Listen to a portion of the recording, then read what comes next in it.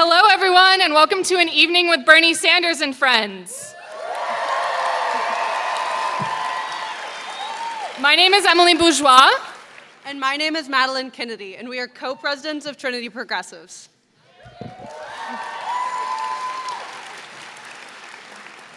We are so excited to bring you tonight's speaking event in partnership with Our Revolution.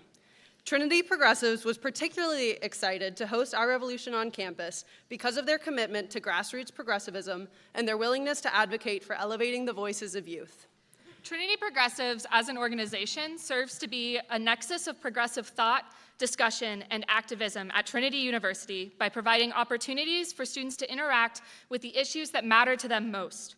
We, as young people, do this because we know that young people are strong. In the past year, So in the past year, we have seen students standing up and confronting our nation's biggest problems head on. From Parkland survivors confronting the NRA lobby and saying no more, to dreamers sacrificing so much to ensure that our broken immigration system sees reform. Young people are making it happen. We have been told too long that we are too young, that we need to wait to create change. But we young people know that the time for change is now. We push forward because we know that we hold the future of democracy in our hands, and it is our responsibility to make progress and create the future that we deserve.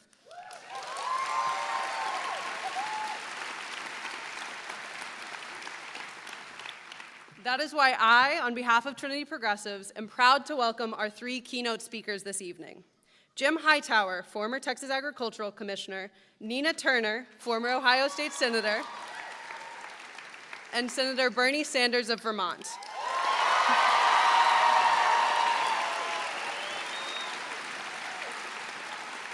They will each be introduced later tonight, so I don't want to preemptively be redundant in pointing out their many achievements. However, know that the work that these three individuals have been doing for decades speaks directly to the type of mobilization and change that Trinity Progressives strives for. Jim Hightower's work on environmental issues, Nina Turner's advocacy for women's rights and social justice, and Senator Bernie Sanders' inspiring career pushing for equity and equality have shown that these individuals both listen to and speak with the voice of the American people.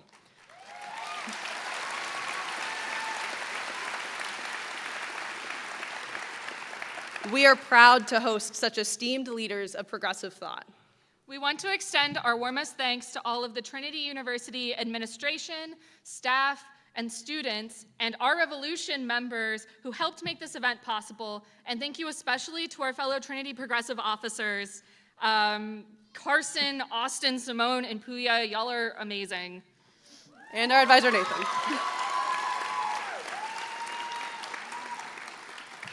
One final thing before we get started. We want to let you know some details about tonight's event. First off, there are no question and answers at the end of the event, so stay in your seats. And secondly, we ask that everyone stay respectful and courteous to our speakers and to Laurie Auditorium staff. However, please know that in the instance of disruption, you will first be given a verbal warning, and in the event of continued disruption, you will be escorted out by Trinity's police. We do not anticipate any concerns, so thank you in advance for your courteousness. Finally, thank you all for joining us tonight. This is your event as much as it is ours. And with that being said, it is our great pleasure to welcome to the stage a fantastic community organizer, champion for progressive change, and president of Our Revolution San Antonio, Sophia Sepulveda.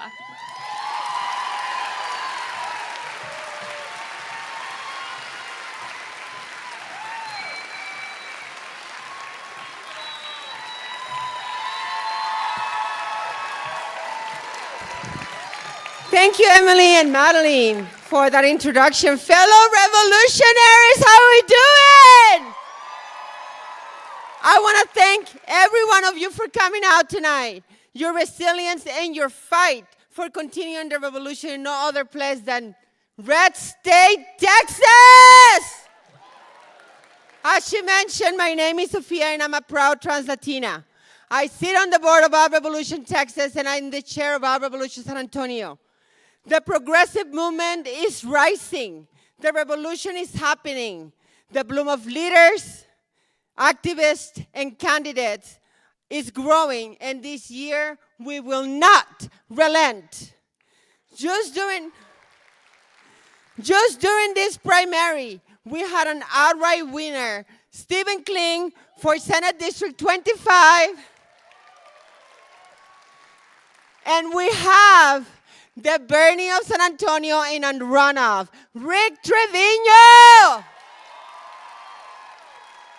So go to rick423.com, donate, get involved, volunteer, do whatever you can to get this progressive elected.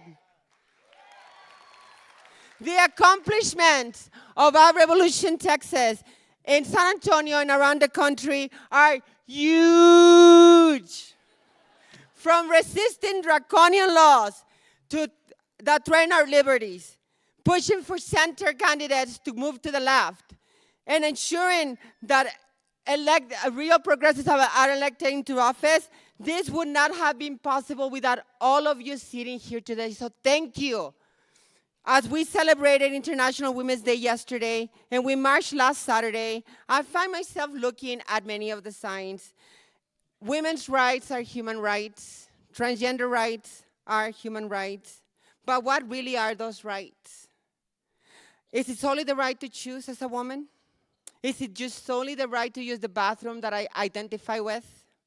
Is it equal pay for equal job? Well, yes, these are important rights. But we must fight for better rights. Make no mistake, we will fight for a woman's right to choose, for equal pay, for equal job, and against bathroom bills. But let's make this clear. Single-payer Medicare for all is a human right. It will allow women of color, trans women, to have health care without the fear of going broke. So if you don't come out and support us, then you are not fighting for us. We must come out to support livable wage, $15 an hour adjusted to inflation, so we can lift out our communities, or the single mom trying to make it, or a trans woman working for minimum wage. If you don't come out to support this, then you are not fighting for us. We must ensure we fight against gentrification efforts in our city and affordable housing, so we can provide that single mom, that family that's struggling, that trans woman, the ability and stability of a secure place to live. And if you're not coming to support this, then you are not fighting for us. We need to ensure we protect our immigrant families, that mother, that daughter, that child, that member of the LGBTQIA community who is undocumented and who's living in constant fear of being deported, of our police force acting like ICE, of our representative not making this 70% Latino city a sanctuary city. We must demand protection, and if you do not come out to demand them, then you are not fighting for us. We must ensure we fight against police brutality that push back for the end of private prisons, which mostly incarcerates black folks, immigrant folks, Latinx folks, and by doing so separates our families and push our communities into further poverty. And if you are not fighting for this, then you are not fighting for us. We must lead the efforts. We must fight the efforts of our city pushing to burn coal and gas until 2042, which reflects the true nature of this council. And despite the research, they are still putting brown and black communities in danger by allowing pollutants to destroy our air, water, and land. And if you do not come out to support this, then you are not fighting for us. So,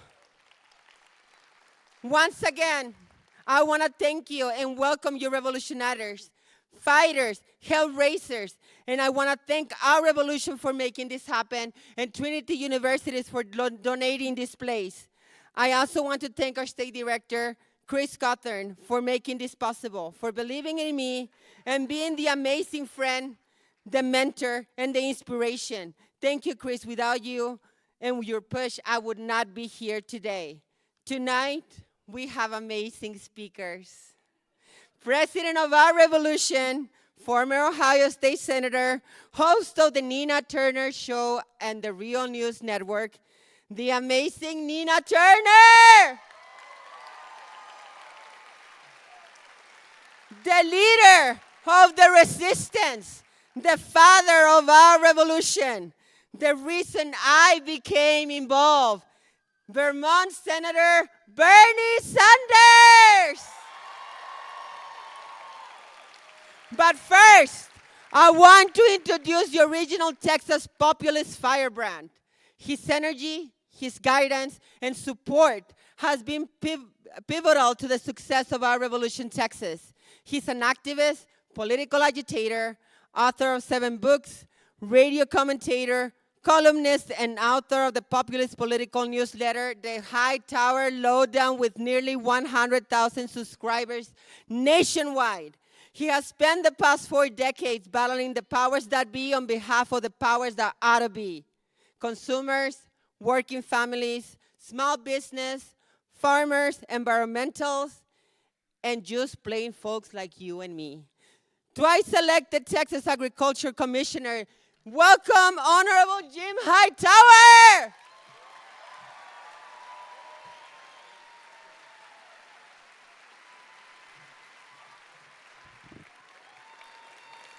Thank you. Thank you.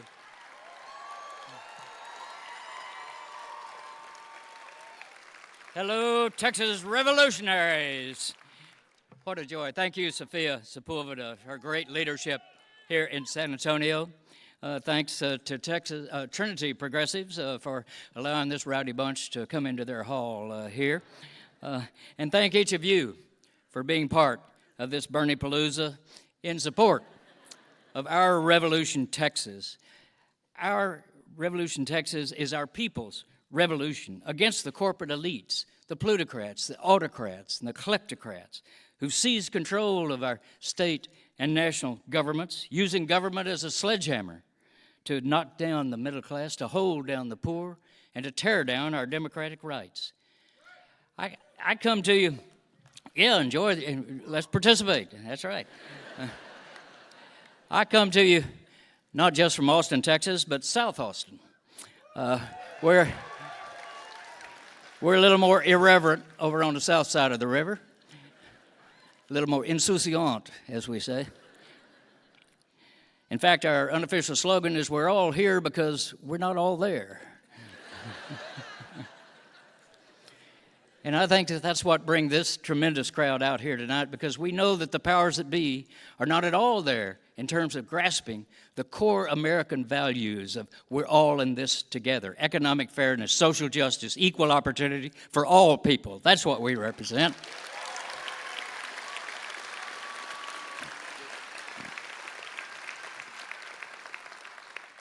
When I say the powers that be, I'm talking about the downsizers and privatizers, the Walmart wage whackers, the big oil frackers, the bosses, the bankers, the billionaires, the big shots, bastards, and bullshitters. You know, they think they're the top dogs, and we're just a bunch of fire hydrants out here in the countryside. Actually, economists, and some of y'all are probably in economics classes, economists have a technical term for what they're doing to us. It's called stealing. Remember that verse that Woody Guthrie had? He had a song called Pretty Boy Floyd, the Outlaw, and had a verse in it that said, as through this world I ramble, I see lots of funny men. Some will rob you with a 6-gun and some with a fountain pen. It's the fountain pens doing the serious stealing in our society today. They're stealing our wages. They're stealing our access to health care, our educational opportunities, our voting rights, and on and on. So just as Bernie did in his campaign and continues to do today, our Revolution Texas is bringing all of us mutts and rebels to say, ya basta, no more, no more. So I hope you'll join us in this independent, grassroots, aggressively progressive political movement of, by, and for the people. We've got these cards. I hope you pick them up as you came in here and not pick them up as you go out. These cards are to sign up for our Revolution Texas. Become a part of the revolution. You can't just sit on the sidelines and watch it. The revolution is you. Without you, it is not a revolution. So we need you to become a part of this very actively in every place that you are. And by the way, we are not organizing to protest the government. We are organizing to become the government.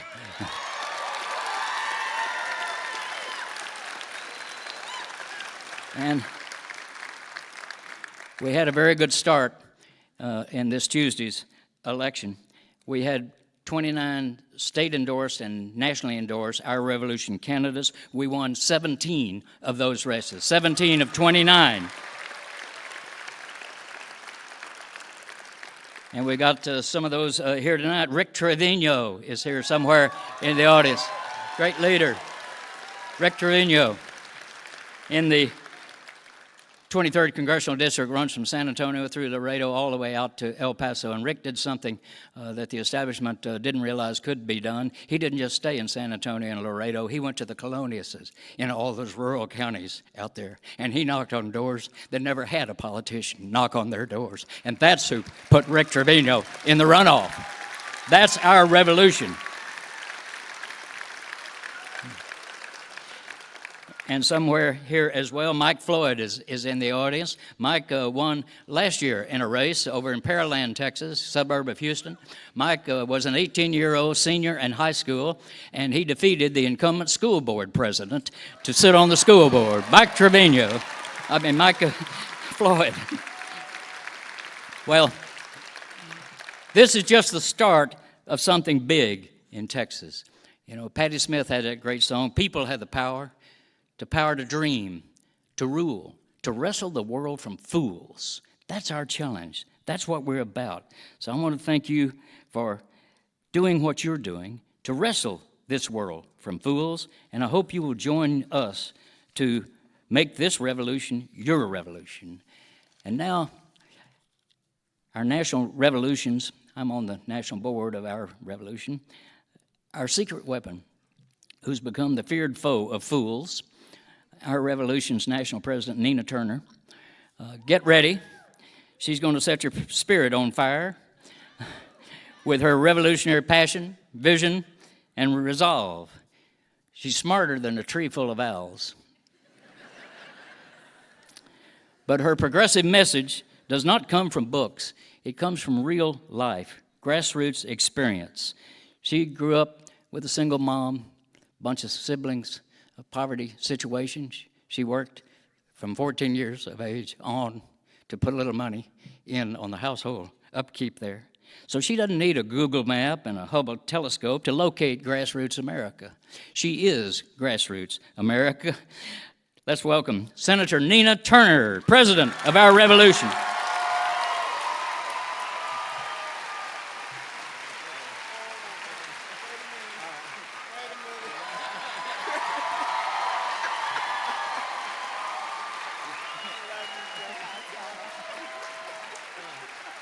An instant Texan. Oh my God, I love Jim Hightower. He is everything. Thank you. Love you all too. It is such a pleasure to be in San Antonio again. I was just here last year. And to Our Revolution Texas and to the Trinity Progressives, but to all of you who have come here on a Friday night to talk about what it means to be engaged as everyday citizens in this revolution to change this country for the better, for not for some folks, but for all folks. And as Jim Hightower, the Honorable Jim Hightower was saying, you know, I understand the struggle. There's a poem that was written by Langston Hughes, and it was called Mother to Son, Life Ain't Been No Crystal Stair. See, this sister understands what it means to struggle, and in understanding the struggle, my commitment is to those who do struggle. I am a hell-raising humanitarian, first and foremost. That is how a sister's rolling, and I want you to roll that way with me. See, this is not about whether you're Republican or Democrat. This is about who is willing to stand up for humanity.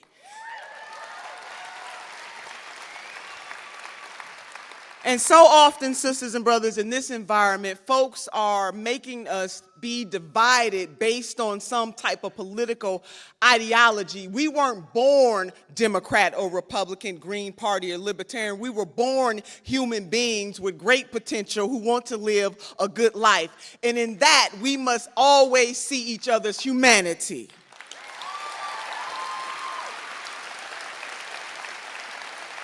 And that's even when we disagree, because it is so easy to disagree with folks. I believe we should be hard on the issues and soft on people.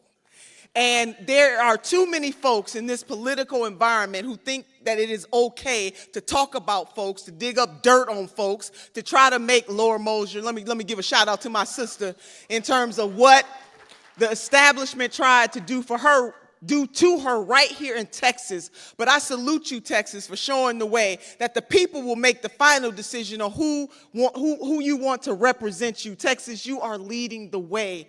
And I want you to never give up. Never get discouraged about this moment, because as a nation, we have been able to endure a lot. We never, ever give up. And can I just got to testify for one moment, and I was not going to do this, but I'm feeling all types of ways. Is that all right?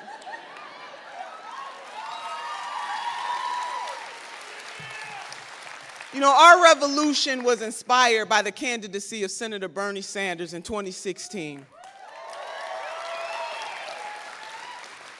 And Jim Hightower and I and other folks have had the good pleasure to be with the senator, who is so genuine that he is not new to this. He has been on this journey of uplift for a very long time. But what he said so often on that campaign trail that always stuck with me is that this was not about him. He said, this is not about me, this is about us. And that is why this night, that all of us are gathered here today from all walks of life, or this evening, from all walks of life. We've come for different reasons. Whether you came here because you care about the environment. Some people came here because they care about income and wealth inequality. Some of us came here because we want immigration reform. Some of us came here because we care about the criminal justice system. It doesn't matter what brought you here. The fact is that we are here, the rainbow mosaic of humanity, together to demand some stuff from the political class. And it is time out just for voting for folks just because they are a Democrat or a Republican. We need to vote for folks who are going to do the right thing for the people.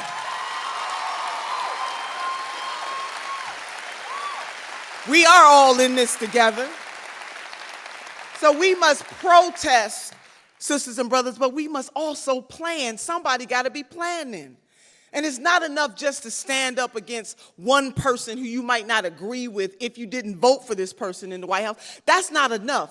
It really is about visionary leadership. What will we do when we have the power to stand up for the people? It's not always about what you are against. And I say that as somebody who comes from a mixed family. My brother is a conservative Republican. And I know y'all chuckle, see. And I talk to my brother every morning at 7:30 because I'm trying to understand the mind, and he's trying to understand mine. But I bring him up because nothing can separate us for the love that we have for one another, even though from an ideological perspective, we do not agree. But I tell you this. If I needed a blood transfusion, or if I needed a lung, if I needed a hand up, my conservative Republican brother would be right by my side. I say that to say that we should not allow one election to separate us from the love of folks, and one election to stop us from seeing other people's humanity. It is wrong, and both sides are trying to separate us, but we're going to come back together.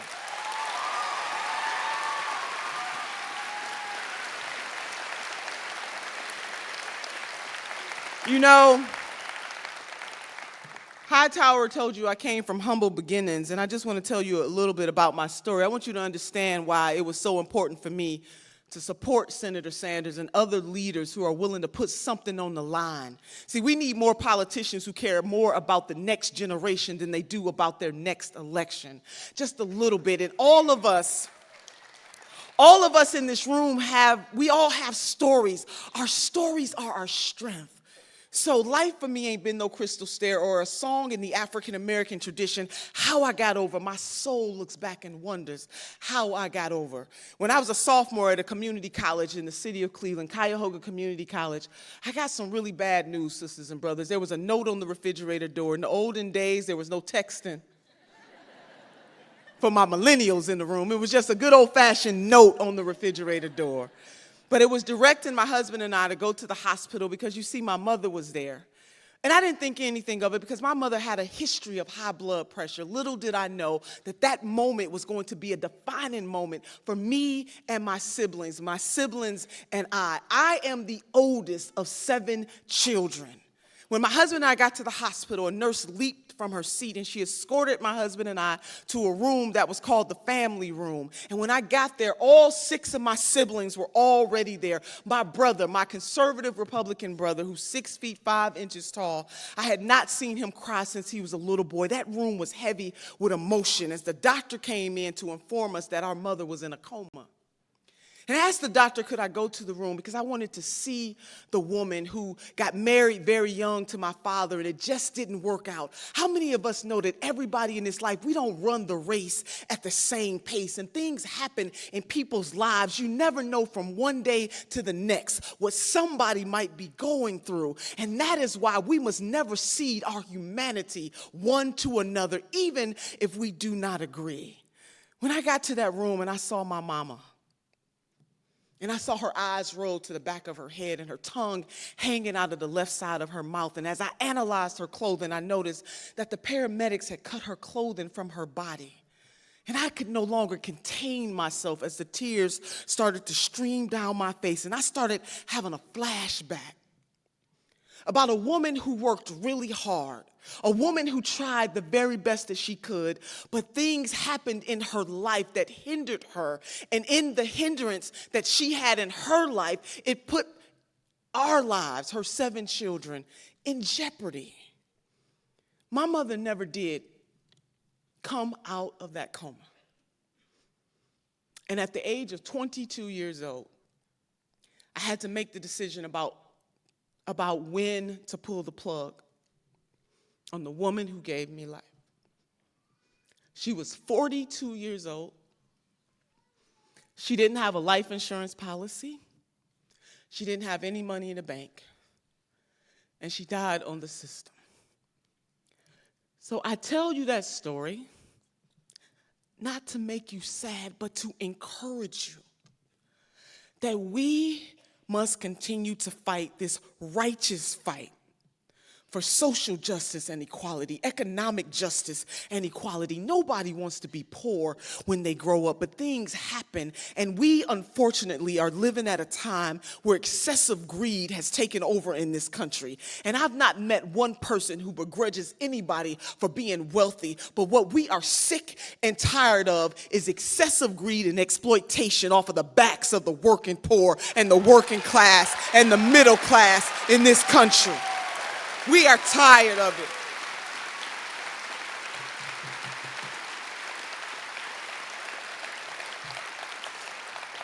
So when you see me raising hell, I am raising hell because of my experience.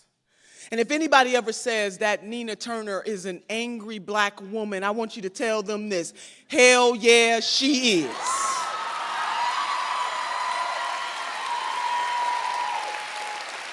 Mad about a whole bunch of stuff going on in this country. Mad about my sisters and brothers being left behind in the wealthiest country on the face of the earth.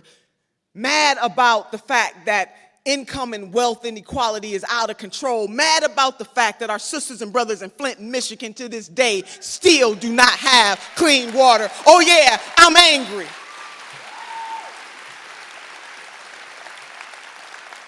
And you know, the senator and I just came back from Flint, and the struggle is still so real there. And so just because we don't see this kind of stuff on TV, let us never forget that we still have real problems in this country that need to be addressed. And it's not just about the drama that is happening in D.C. It is not about the state of the union. It is about the state of the streets. So we need you, as Jim Hightower said. I hope that we don't just come here tonight and have this family reunion and get together with our senator who put so much on the line for this country, and he's still putting a lot on the line for this country. It is my hope that you will leave here renewed and more committed to do something. It is not just enough to protest. We must plan, and we also must persevere. You got to be in it to win it. And I think Hightower said these words. I'm going to say this to you, that democracy is not a spectator sport. It is participatory. That means that you have to be engaged. You have to inspect what you expect. And once we get folks elected, we got to hold their feet to the fire. And if they are no longer serving the people, I don't care if they are a Democrat or not, they got to go. They got to go. So we can get some folks in office who are really going to stand up for the people. This is not about Democrat or Republican. This is about humanity. So I want to close with this. And Hightower, I know you're going to be surprised to know I'm not closing with the 3 bones tonight. But I heard people say, oh, but this is what I'm going to close with. I was trying to keep myself from, I told my mama's story, and it really got to me. And I know all of you have stories. But this is what I want you to know. You and all of you in here know a woman by the name of Harriet Tubman. You know of her.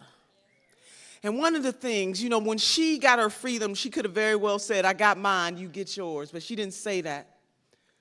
And she went back time and time again to the South to save some black folks, we all know that black folks were enslaved in this country. I want you to walk down this with me, because this is about humanity. This is about liberation. Harriet Tubman said these words, and I want you to let these words rest on your mind. She said, if you hear the dogs, keep going.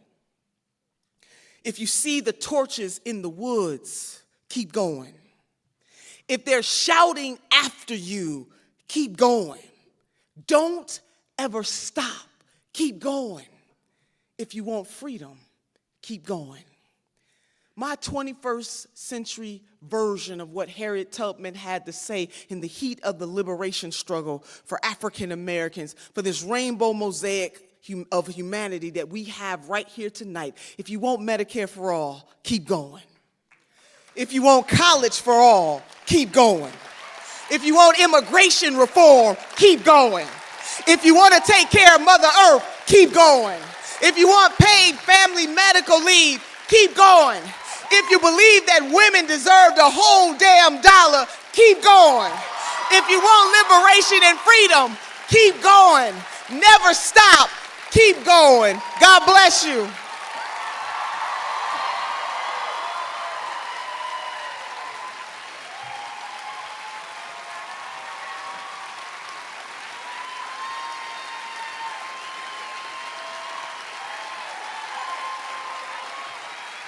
Keep going. If you want Medicare for all, if you want immigration reform, if you want voting rights, if we want clean water, if we're going to take care of Mother Earth, we're going to look out for our elders. If we want liberation, we won't ever stop. We will.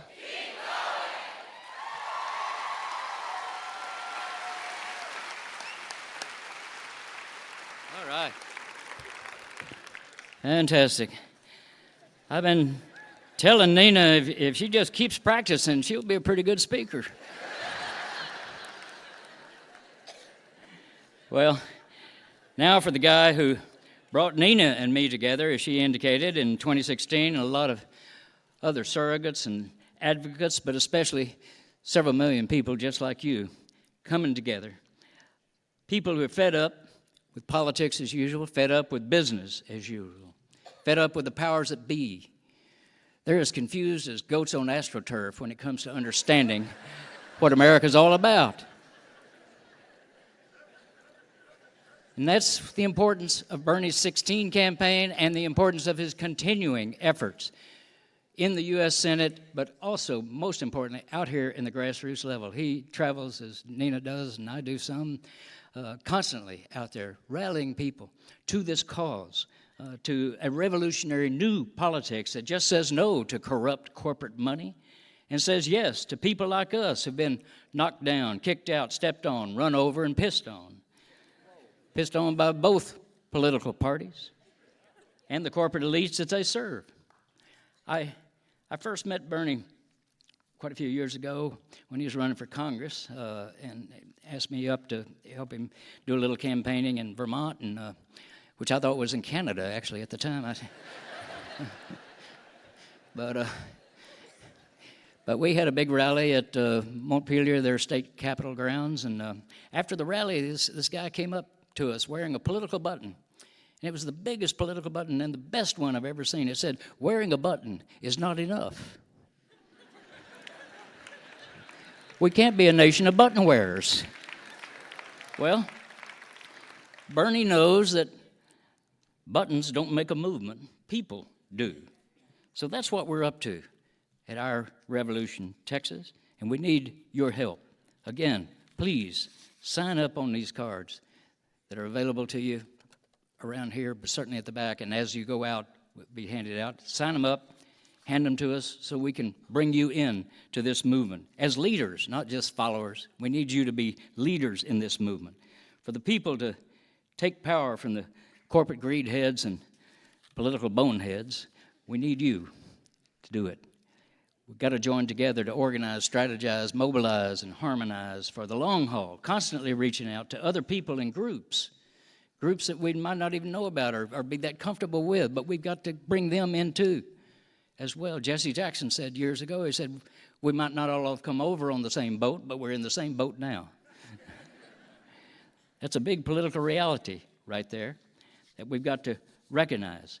And reaching out to all those people, especially in the so-called red states like ours. Bernie and Nina and I go tomorrow morning to Lubbock, Texas, where we're going to talk in red dot country. But let me tell you something. In my politicking days, I used to win Lubbock County and Potter and Randall up there in Amarillo and places called Cactus and Hereford and New Deal and et cetera. And tomorrow, we've already sold out, or we don't sell out, but have tickets already filled, 1,000-seat hall in Lubbock, Texas. So we're not alone. We're not alone.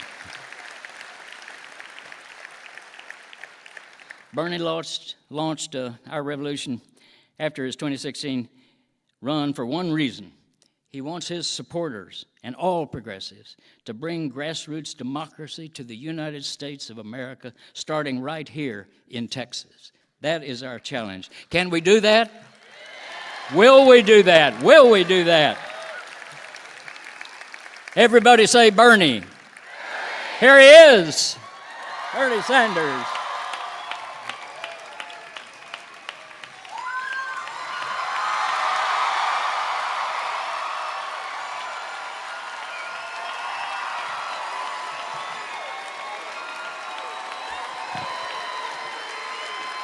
Thank you, San Antonio.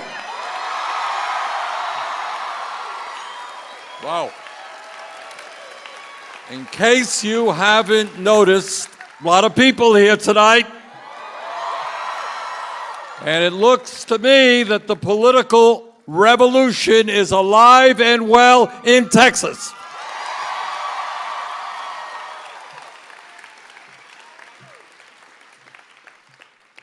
I want to thank Jim Hightower, who I have known for about 1.5 million years. See, when Jim used to come and help me in Vermont, we always knew where Jim was because there was one guy in Vermont wearing that funny-looking hat. Just one guy, and that was Jim. And I want to thank Nina for doing maybe the most important work that anybody could be doing, because what we're trying to do, what she is trying to do here in Texas, We're doing it in 49 other states as well.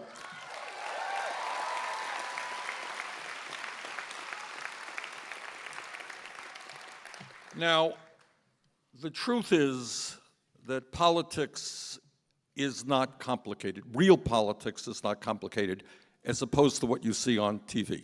That's a whole different world. But what is real politics in a democracy? What does it mean?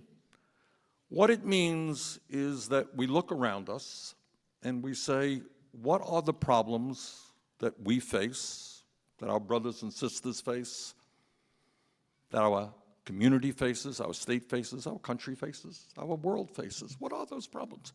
Let's put them on the table and let's talk about them. And then let's figure out what kind of policies make sense to address those problems. And let's figure out how we bring people together to make those policies happen. That's about it. Politics is not about ugly 30-second ads. It's not about opposition research. It is about coming together to address the serious problems facing our country and the world. And when we assess what those problems are, it is a question of looking out with our eyes wide open, turning off the TV. And what do we see? We see a nation which is the wealthiest nation in the history of the world. And yet most Americans don't know that, because we have 3 individuals in America who own more wealth than the bottom half of the American people. We have more income and wealth inequality in America than almost any nation on earth, and it is getting worse. When we look around our communities, whether it is San Antonio, Texas, or Burlington, Vermont, what we understand is that we as a nation have the highest rate of childhood poverty of almost any major country on earth. We are seeing a proliferation of billionaires, and yet approximately 20% of our children are living in poverty. Here in San Antonio and here in Vermont, my state of Vermont, you got a single mom who's out working at 10, 15 bucks an hour, cannot find affordable child care for her little one. We have public schools all over this country that are underfunded, that are not providing the education that our children need. And let me at this moment thank the teachers of West Virginia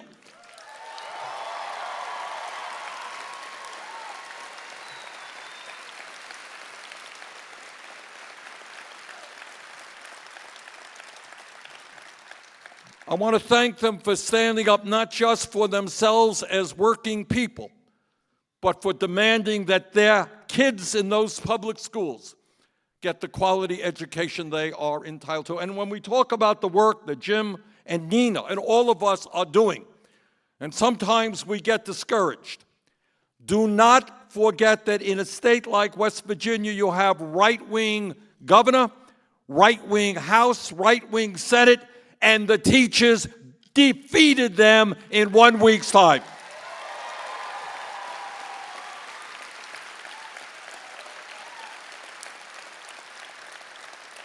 And I'm going to say more about this later, but when we talk about change, look at the young people from Parkland, Florida, who stood up and said, no more mass murders in our schools.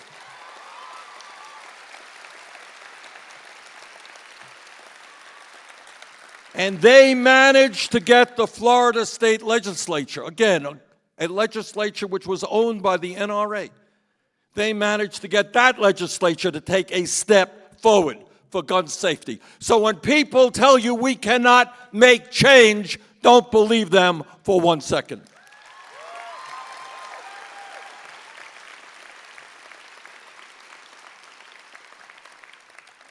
And when we look at our communities, what do we see? We see people making 10, 12 bucks an hour, working 2 or 3 jobs, trying to bring in enough revenue, enough money to pay the bills. And I will never forget, I was in Nevada talking to a young woman, her late 20s. She has a child. With tears in her eyes, she says, Bernie, I'm making $14 an hour, and I am scared to death about the future. How am I going to be able to take care of my daughter?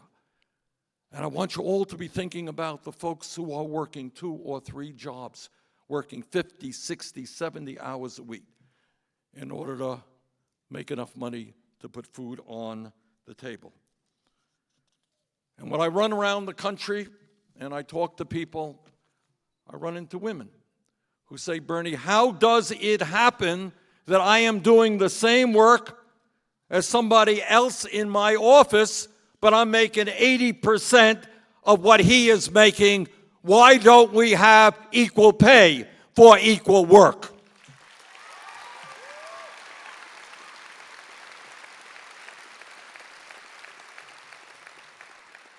I was in Wisconsin a couple of weeks ago, and I met with a teacher there. And again, with tears in her eyes, she said, Bernie, I just had to tell my daughter that we cannot afford to send her to college. This is a teacher.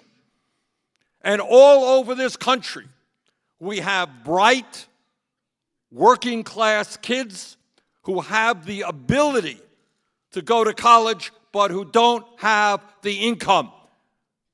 And our job, finally, is to understand that in a highly competitive global economy, we must make public colleges and universities tuition free.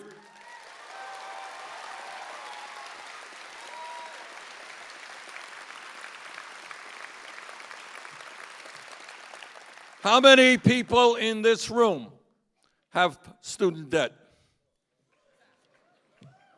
And some of you have student debt of 7, 8, 9% interest rates. Some of you are dealing with $30,000, $50,000, $100,000. I talked to a young doctor in Burlington, Vermont a few years ago, $300,000 in debt for the crime of becoming a primary care physician. Talked to a young dentist in Iowa, $400,000 in debt. Going to college or graduate school should not force you into financial ruin.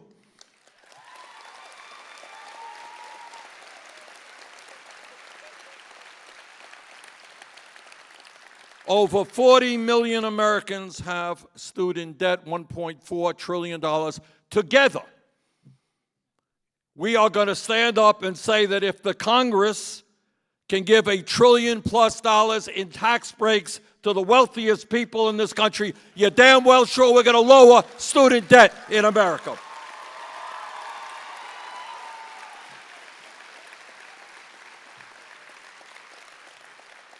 And when we look around our communities, again, the television doesn't tell us this. We have got to assess reality for ourselves. Look at some senior citizens in San Antonio or in Montpelier, Vermont. And what you're going to find is they are trying to survive on $12,000, $13,000 a year. And I have talked to seniors who have to cut their prescription pills in half because they can't afford the outrageous cost of medicine in this country. And then we got Republicans in Washington who want to cut Social Security. They think $13,000 a year is too much. And what we say to them is that we are going to expand Social Security benefits. We're not going to cut them.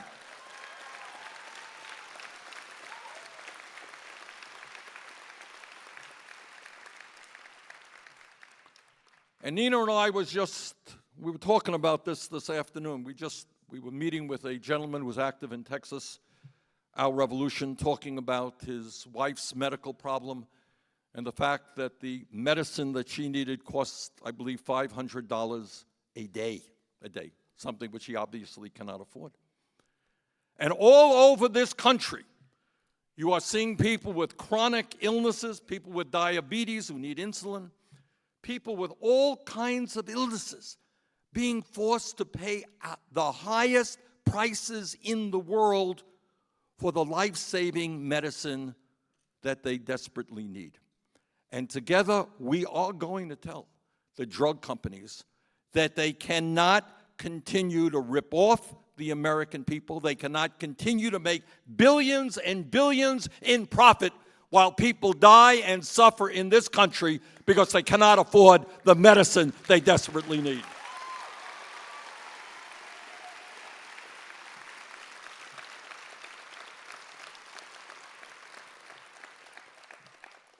And as Pope Francis very often reminds us, that in this planet, we have billions of people who are living on almost pennies a day. Children who are dying from easily prevented illnesses, and yet we live in a planet, on a world, where the eight wealthiest people own more wealth than the bottom half of the 3.5 billion people on this planet. And our job is to reach out to poor people all over the world and to stand with the poor children, to stand with the suffering people, and have the United States be a leader in addressing global poverty.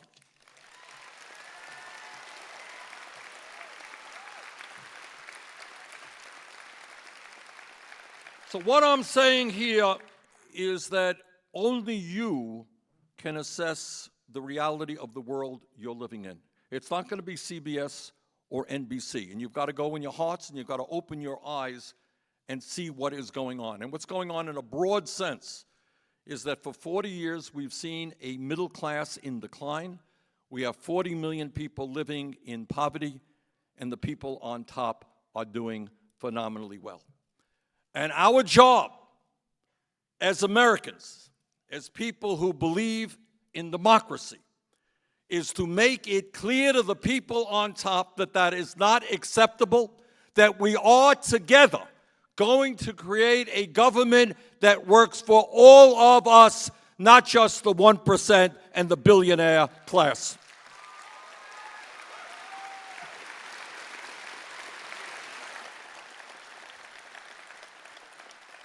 Now, during the campaign, when I ran for president, I got criticized a whole lot because people were saying, you know, Bernie, your ideas, they're extreme, they're crazy, they're not realistic. But if you pay attention, because of the support we got here in Texas, the 13 million votes that we got nationally, the 23 states that we won, the ideas that seemed radical 2 years ago are today mainstream ideas.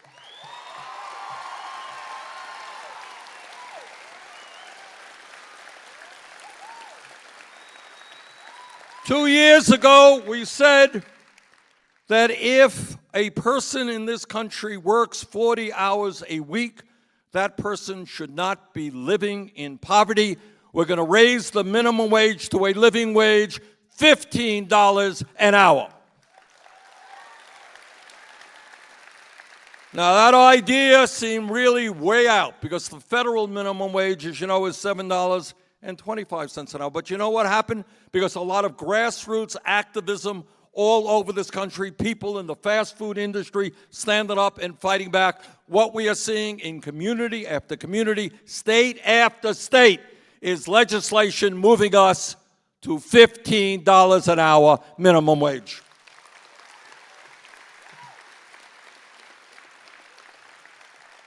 We said we've got to make public colleges and universities tuition-free. Oh, what a radical idea that was. Check it out. All across this country, we're seeing communities and states beginning the process of making public colleges and universities tuition-free.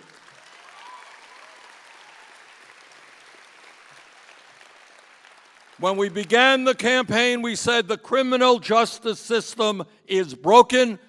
The war on drugs has been a disaster for this country. that it makes zero sense, despite what Attorney General Sessions may think, that marijuana is at the same level as heroin in the Federal Controlled Substance Act. And you know what's been happening all over this country?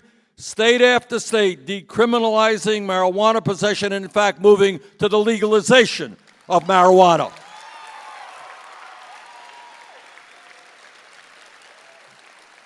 During the campaign, we said that in Vermont and in Texas, our infrastructure, our roads, our bridges, our water systems, and Nita mentioned that we recently visited Flint, Michigan. But it is not only Flint that has a crisis in terms of decent quality water. That is true all over this country. Wastewater plants. And we said that in the wealthiest country in the history of the world, we should not be getting a D- from the American Society of Civil Engineers. We have got to rebuild our crumbling infrastructure and create up to 15 million jobs. And during the campaign, we said we need $1 trillion investment. And people say, oh, Bernie, $1 trillion, too much. Just 5 days ago in Washington, I was part of a press conference, Democratic Party, $1 trillion investment in rebuilding our infrastructure.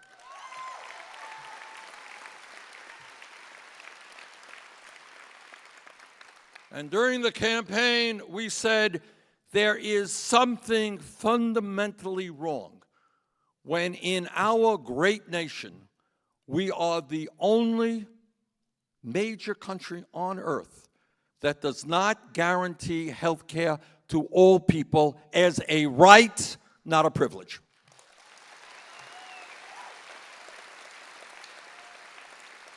And we said, how does it happen that we end up spending far, far more per capita on health care when 30 million people have zero health insurance in this country, and even more, including many in this room, are underinsured because their co-payments and their deductibles are so high that they still cannot afford to go to the doctor. And what we said is the time is now for the United States to join the rest of the industrialized world. We are going to have a Medicare for all single-payer program.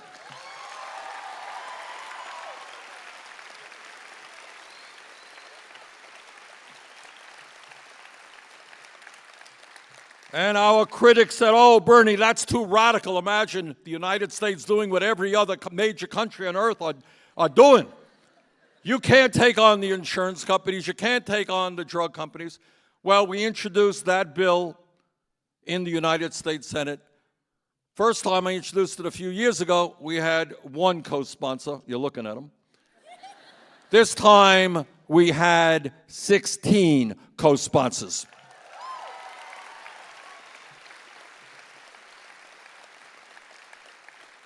And all across this country, the American people increasingly understand that it is the responsibility of the federal government to provide health care to every man, woman, and child in this nation. We are winning that fight.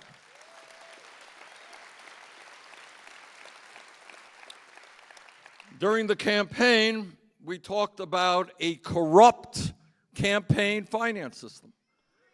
We talked about the absurdity of billionaires being able to spend hundreds of millions of dollars to buy elections. We talked about the absurdity of candidates having super PACs where the wealthy and the powerful can make their contributions. And what is happening now is you are seeing more and more candidates making it clear that they're going to stand with working people. They're not going to have super PACs. They're not going to be dependent on big money interests to get elected.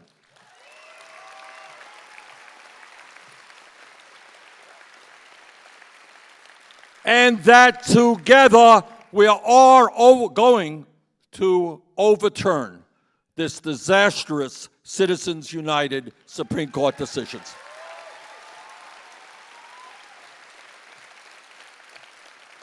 You know, democracy is not a complicated process. It is you getting a vote, and you getting a vote, and you getting a vote, and majority wins.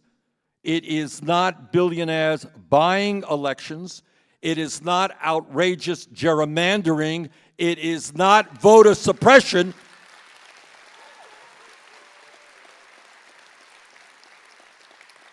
Unlike my Republican colleagues who want to make it harder for people to vote, we want to make it easier for people to vote.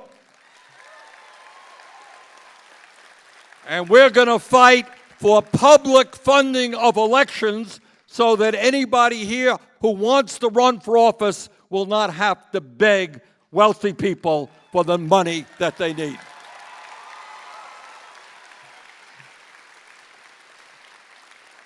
So what I want to say is that because of the work that Jim and Nina and all of you are doing, we are making significant progress in changing how American people feel about the role of government. And on issue after issue, whether it's the minimum wage, whether it's health care for all, the American people are on our side. And please never forget that. But politics is not just about good ideas. What politics is about is bringing people together to stand up and fight for those ideas, and we are winning that struggle as well.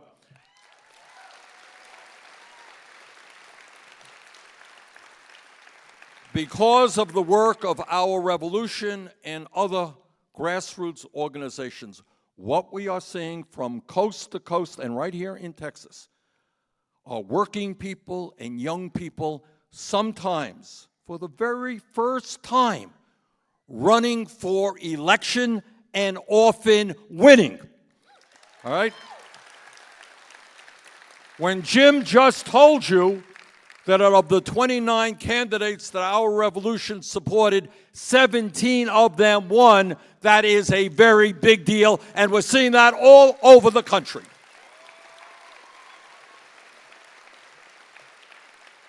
And one of the points that I want to make, Nina made this point, democracy is not a spectator sport. Don't sit by and watch other people do it. This is not basketball, it's not football. Democracy means you have the responsibility to stand up and fight for your families and for your kids. And I want to say something. I know, because I come from, like Nina, a family that did not have a lot of money. My dad came to this country at the age of 17 without a nickel in his pocket, never made any money. And the idea that his son would be a United States Senator would have been unthinkable to him and my mom.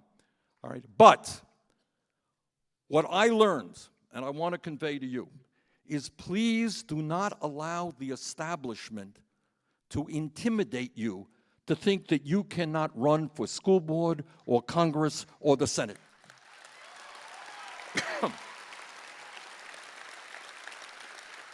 I have talked to so many people, bright people, energetic people, wonderful people who say, well, Bernie, you know, I just don't know enough about economics. I don't know enough about the environment. I don't know enough about education. I can't run for office. Well, let me tell you, I work in the United States Senate. And if some of my colleagues can run for office, I believe every person in this room should stand up and run for office.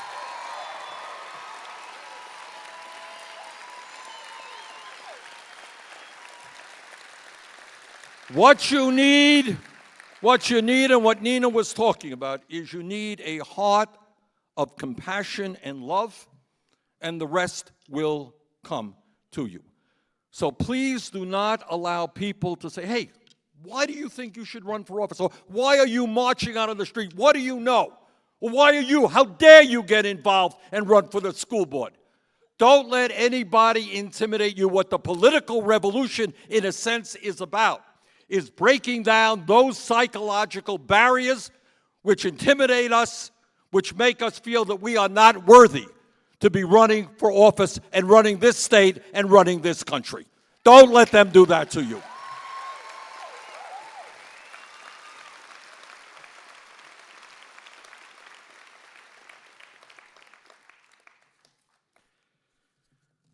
And I remember, speaking on that issue, the very first time that I ran, when I won the city of Burlington, Vermont, it's the largest city in our state.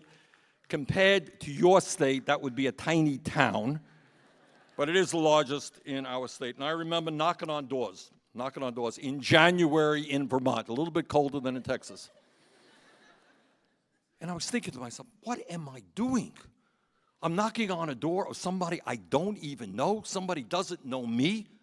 This is pretty crazy. And the sweat would be pouring out of me, 20 below zero, and I'm sweating, But it turns out, this is the point, it turns out that in Vermont, and I know in Texas, people will sit down and they'll talk to you, and they'll say, well, what do you think?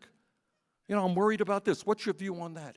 And more often than you would think, people do want to engage in the serious issues that are facing their lives. So I urge you, some of you don't want to run for office for whatever reason, but get involved in whatever way you can. That is what we need, and that's what our revolution is doing. Now, I want to say a word now about the gentleman in the White House. His name is Donald Trump. Some of you may have heard of him. Now, I am more than aware that Donald Trump won here in Texas. I know that. Now, Jim Hightower told me, though, that when we go to Lubbock tomorrow, we're going to one of the most progressive parts of the state. Is that true? That's what he said. I don't know. But here's what I want to say, and Nina touched on this as well. Trump won the Electoral College. He lost the popular vote. But the reason, and I want you all to appreciate this, I believe, and I think what Nina and Jim said as well, is that if we think that everybody who voted for Donald Trump is a racist or a sexist or a homophobe or a xenophobe or a religious bigot, I think we would be missing the major point. I think the point was that many, many tens of millions of people in our country are hurting. You got parents out there working incredibly long hours, and they're asking why it is that their kids might have a lower standard of living than they do, why their kids can't afford to go to college, why they're paying 50% of their limited income in housing, why they are about to retire and they got nothing in the bank and they're scared to death about how they're going to survive in their retirement. A lot of people were hurting. And for many years, unfortunately, Democratic candidates did not effectively speak to those needs. And then Trump comes along and he said, hey, I am a different type of Republican. I hear your pain. And I know that you lost your job because it went to Mexico. I'm going to deal with that. I know you have no health care, and I, Donald Trump, am going to provide health care to everybody. And I know that Washington is a cesspool, and I'm going to get rid of the lobbyists and bring in real people. And I'm going to take on the drug companies. And I'm going to do all of these things standing up for working people. It was a good speech. It really was. Problem was, he lied. And the problem is, he continues to lie.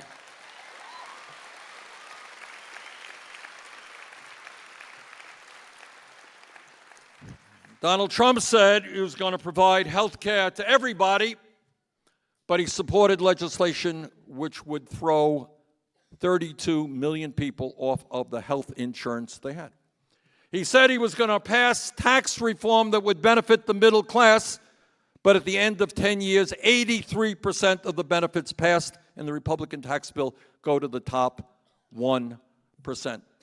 He said he was not going to cut Social Security, Medicare, and Medicaid, and yet his budget called for $1 trillion cut in Medicaid, a $500 billion cut in Medicare, and a significant cut in Social Security disability benefits.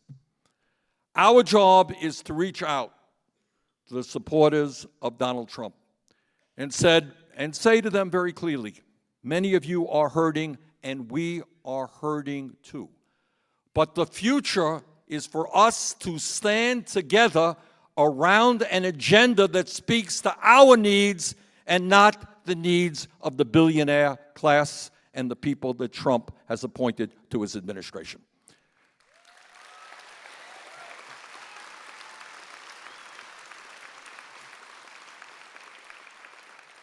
Now, I have fought as hard as any member in Congress against Trump's right-wing agenda, and that has bothered me very much. But I will tell you something else which has bothered me even more. Everybody in this room understands the great struggles that have taken place in our country against bigotry from the inception of this country. In fact, before we became a country, when the first settlers came here, and the terrible, terrible things they did to the Native American people. You're all aware of that.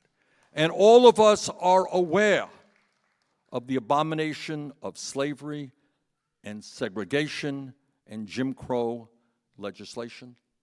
All of us are aware that about 100 years ago today, women in America did not even have the right to vote. All of us are aware of the struggles that working people had to go through in order to form unions and be able to engage in collective bargaining. All of us are aware of the humiliation that our brothers and sisters in the LGBT community have suffered over the years because of their sexual identity. But in every one of these areas, over the years, for the last 150, 200 years, incredibly brave people have stood up against all kinds of bigotry. And there were people whose names we don't even know, who died in the struggle to end slavery and in opposition to segregation. There were workers who died in the struggle to create a strong trade union movement. There were women who died to make sure that women would not be second-class citizens. And the struggles of the gay community are monumental in terms of what they had to go through. And what bothers me most about Trump is not just his giving tax breaks to billionaires. It's not just his desire to throw 30 million people off of health insurance. It is not just his effort to try to break the trade union movement in this country. It is not only his support for gerrymandering and voter suppression and all of the other issues that he is supporting. What bothers me the most in a very deep sense is that every president of the United States, including a conservative George W. Bush from your own state, understood that when you become president of the United States, no matter what your politics may be, your fundamental job is to bring the American people together, not divide us up.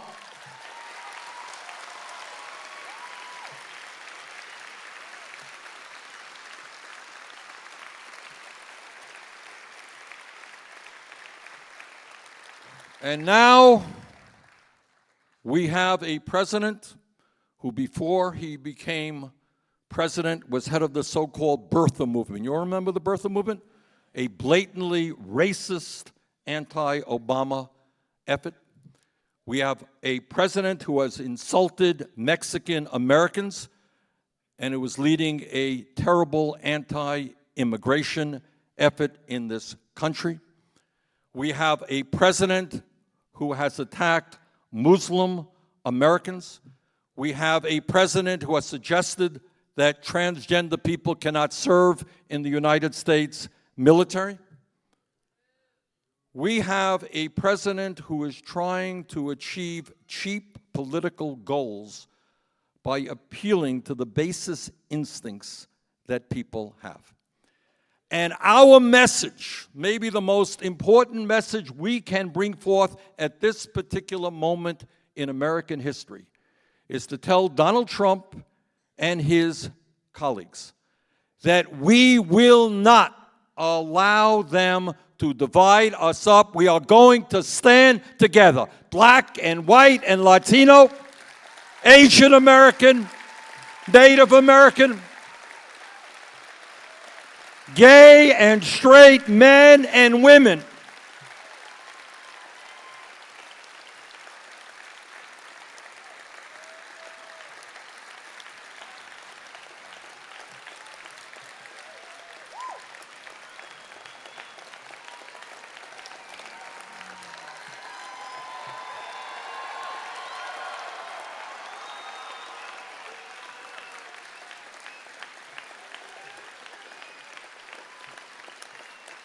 People in this country have struggled for too long, too long. People have suffered, people have died. To end this insanity that says, I am different than you because my skin is a little bit whiter than yours. And I am different than you because you come from Mexico and my father came from Poland. Or I'm different than you because I am straight and you are gay, or I'm a man and you are a woman. Our job is to understand we are a common humanity with a common goal and not let bigots divide us up.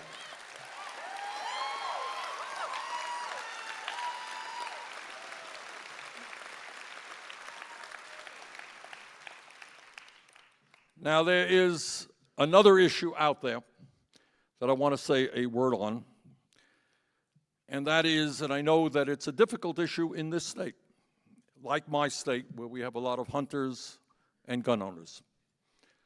But I believe that the American people are beginning to say enough is enough to gun violence.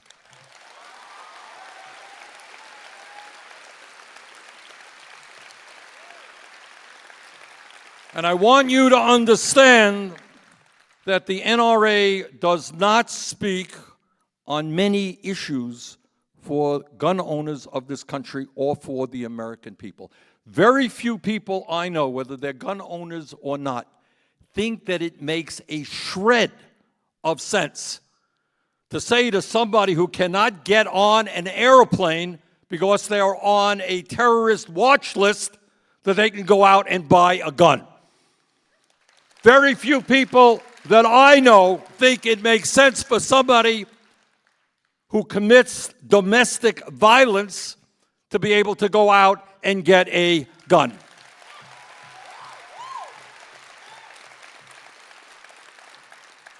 So what we have got to do, and what the American people in very strong numbers want us to do, gun owners and not gun owners, what they want us to do is to expand and improve background checks. People who should not own guns should not be able to buy guns. We have got to end the gun show loophole that allows people to buy guns without a background check. We have got to end the straw man provision which allows people to legally buy guns and then sell or distribute those guns to people who should not have those guns. And in my view, if we understand that assault weapons are military weapons designed to kill human beings, we should ban the sale and distribution of assault weapons in this country.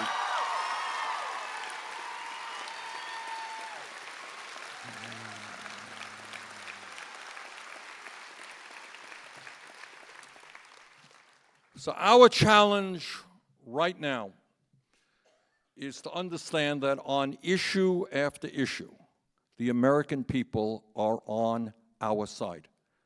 There are very few people in the reddest parts of the reddest states who believe that Republicans are right when they say we should give huge tax breaks to billionaires, drive up the deficit, and then in order to deal with that deficit, cut Social Security, Medicare, Medicaid, and federal aid to education. Very few people believe that, and that is what the Republican Party is about. People do believe, in fact, the progressive agenda that we are bringing forth. People do believe we should raise the minimum wage to a living wage.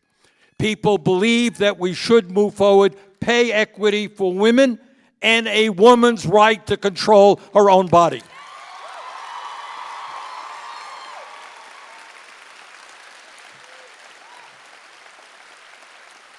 People do believe that the United States should not be one of the very few countries in the world not to provide paid family and medical leave.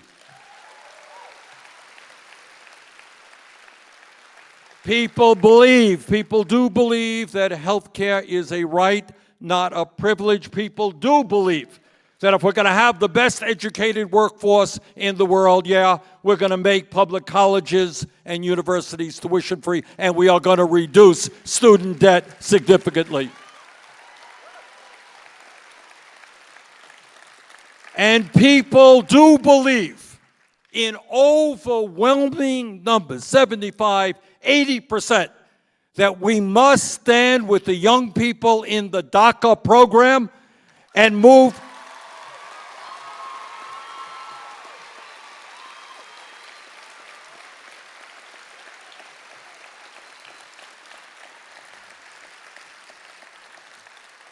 There are 1.8 million young people in this country who have lived virtually their entire lives in the United States of America. They may have come here when they're 2 or 3 or 4. This is the only country that they have ever known. And these young people are now working. 20,000 of them are teachers. They are in school. They are in the United States military. And what Trump did by revoking Obama's DACA program was an outrage. And what the American people understand is that we must not turn our backs on these young people. We will not allow them to be deported from the only country they have ever known.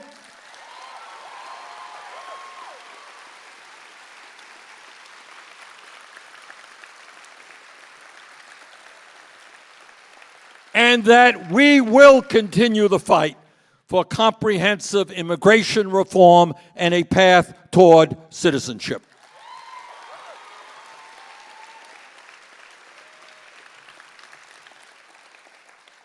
So, brothers and sisters, the point that I want to make tonight is that the stakes that face us in this country and in the world are enormously high.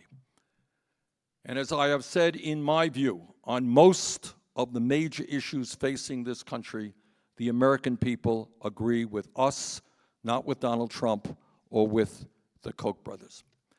Republicans win elections when people become demoralized. Republicans win elections when the voter turnout is low. 4 years ago, in 2014, in the midterm elections, the voter turnout in the United States was the lowest that it had been since World War II, when soldiers were abroad. And Republicans won a sweeping victory. In this coming election, the Koch brothers and a handful of other billionaires are planning to spend $400 million in order to support right-wing candidates who, if elected, will protect the interest of the wealthy and the powerful. That's a lot of power that they have. But what I believe and what I have always believed is that when working people stand up and fight back, no matter how much money they may have, we will win.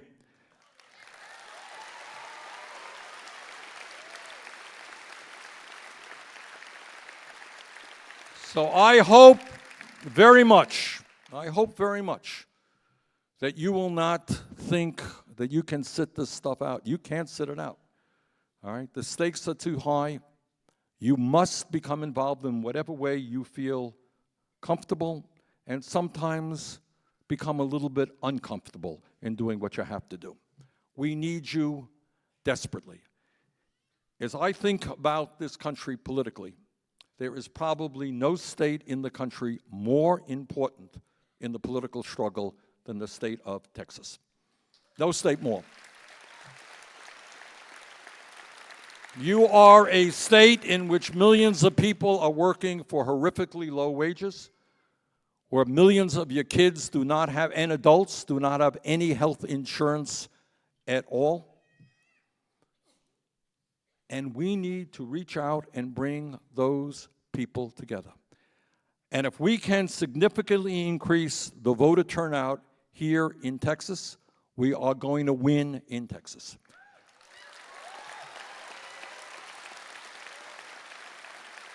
And if we win in Texas, we are going to win all over this country. So, brothers and sisters, there is a lot of responsibility on your shoulders. But what I have seen from what Jim has told me, you're already off to a fantastic start. Don't give up. Put your foot on the gas pedal. Let us accelerate our efforts. And on Election Day, let us shock the pundits when the state of Texas goes blue. Thank you all.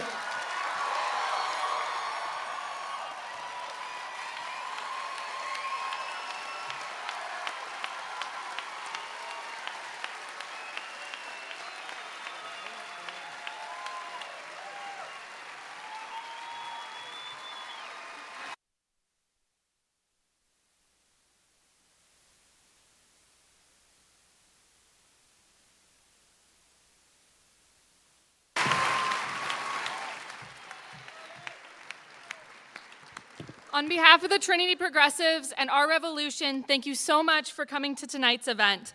Once again, we want to thank our Revolution, Trinity University, and our speakers, Sophia Sepulveda, Jim Hightower, Nina Turner, and Bernie Sanders for all their hard work and contributions.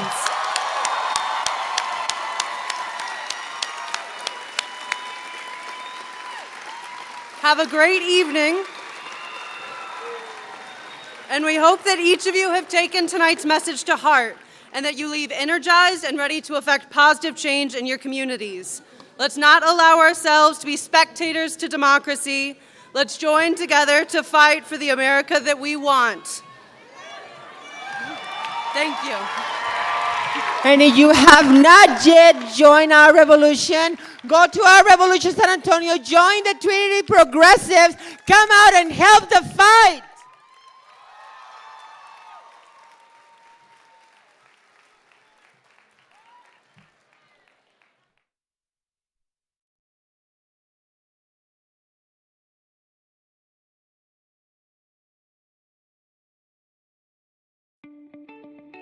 In the last decade, more than 600 migrants have lost their lives in Brooks County due to dehydration and exposure to the elements.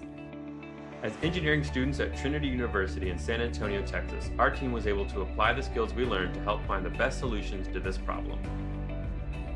Working with the South Texas Human Rights Center, we designed a water station that helps migrants find clean water. Seeing the immediate impacts of our work in the field has been an incredible experience.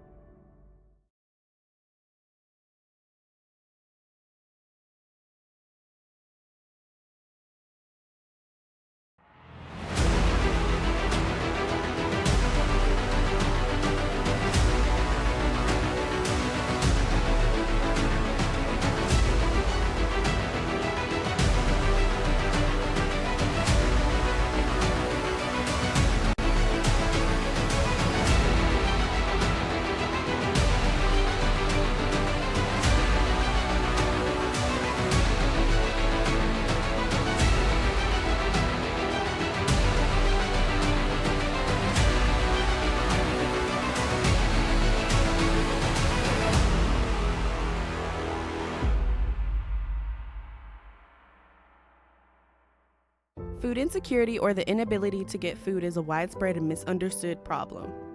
At Trinity University in San Antonio, Texas, Autumn and I are part of a research team in the Food Matters Lab. Being able to connect with the community and affect policy as an undergraduate researcher at Trinity has been an unforgettable experience. Being first-generation college students, the ability to research has given us the ability to explore our individual passions and apply them not only to this research, but life after college.